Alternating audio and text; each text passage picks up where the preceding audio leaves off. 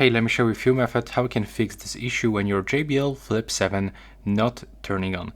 So the first one, you have to try to charge your speaker. So simply you will have to plug it in into a non-working USB-C charger and cable for at least 30 minutes. You have to also ensure that the charging cable and adapter are functional. And this is actually the first method.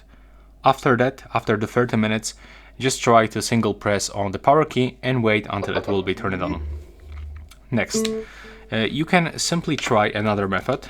So you have to simply try to click on the two buttons, the play button and the volume up button at the same time. So let's do this. And now we'll have to hold it for around 10 to 15 seconds. Just be patient. And after this, we are gonna release both buttons and we are going to try to turn it on.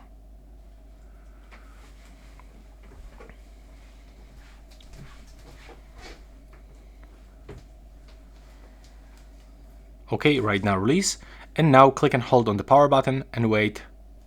And as you can see, it just turns on. So now it is working. You can also inspect for water damage.